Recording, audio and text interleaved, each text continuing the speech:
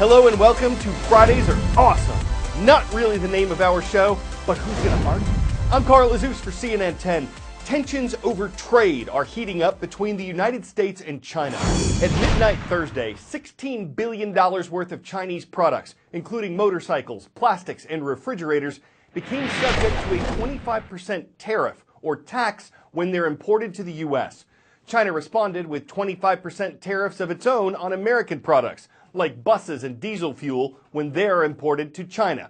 These are the latest shots fired in what many analysts call a trade war between the two countries, and they could lead to higher prices on both sides of the Pacific on imported materials and the items they're made from.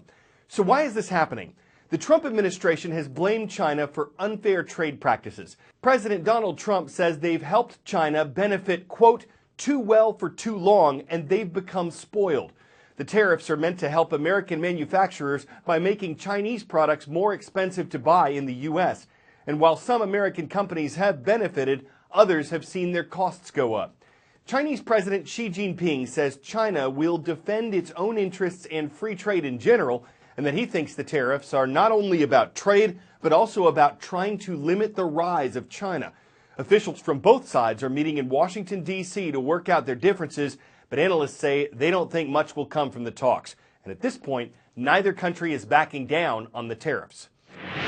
Up next today, is there ice on the moon? A study recently published in the Proceedings of the National Academy of Sciences suggests there is.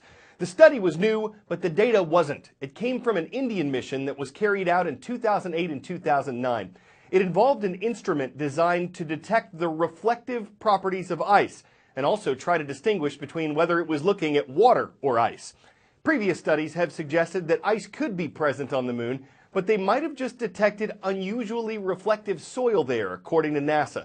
In the new study, scientists looked at information gathered from the darkest and coldest parts of the moon's poles, places that never see sunlight, and they concluded that they've found definitive evidence for ice in the moon's frigid areas.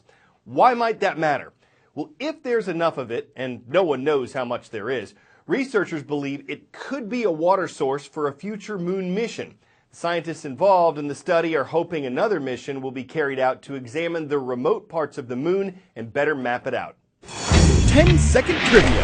What kind of hurricane-related history was made in 1950? Storms were named, the Saffir-Simpson scale was created, Hawaii was hit, or a storm was seen from space. 1950 was the first year when storms started getting names.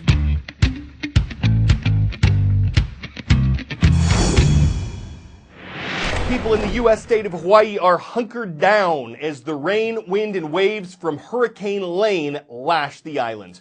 The storm was expected to weaken as it approached Hawaii, but as of yesterday afternoon, it was a Category 4 cyclone with wind speeds of 130 miles per hour.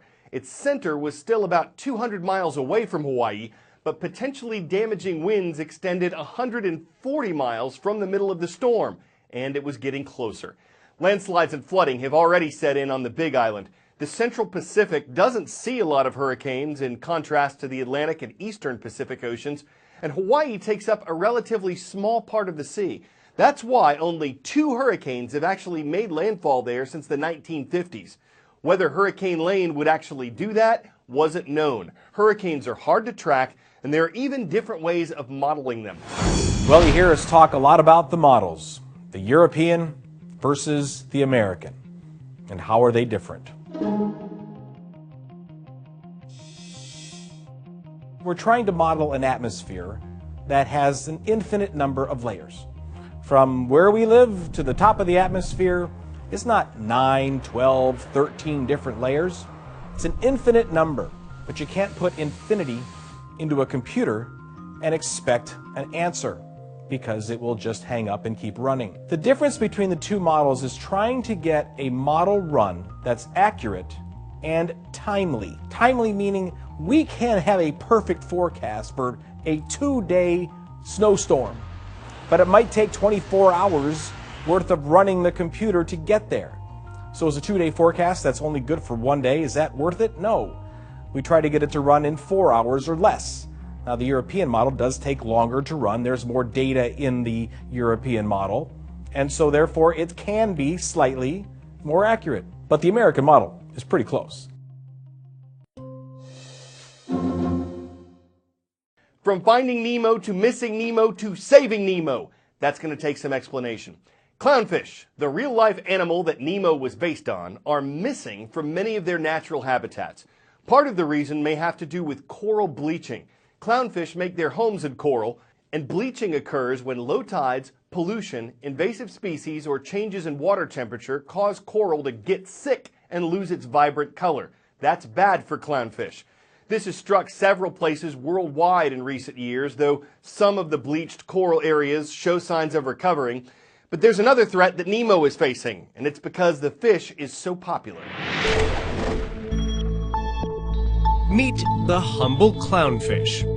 Though small in size, it's one of the most instantly recognizable inhabitants of the world's coral reefs. A fish made famous by the 2003 animated film Finding Nemo. The movie told the story of a father searching for his son Nemo after he's captured from the wild. But Finding Nemo's box office success has had some unintended consequences. After the film Finding Nemo, there was a drastic spike in the number of fish that people wanted for their aquarium. Karen Burke da Silva is a marine biologist and the co-founder of a program called Saving Nemo. And the places that they were getting those fish actually was from the wild. As the numbers kept coming out of the wild, they started getting very, very small in some places, and in fact in certain areas became locally extinct. Students at Belgian Gardens Primary School in the Australian city of Townsville are trying to change that. At the top, there's a little orange clownfish. It's really tiny. It's like a dot. Can you see it? Wow, it's really small, yeah. Yeah. As part of the Saving Nemo program, these children are helping breed baby clownfish. We breed them so we can give fish that we breed to people who want clownfish, and so they don't have to take them out of the wild. I've been watching CNN, Townsville, Australia.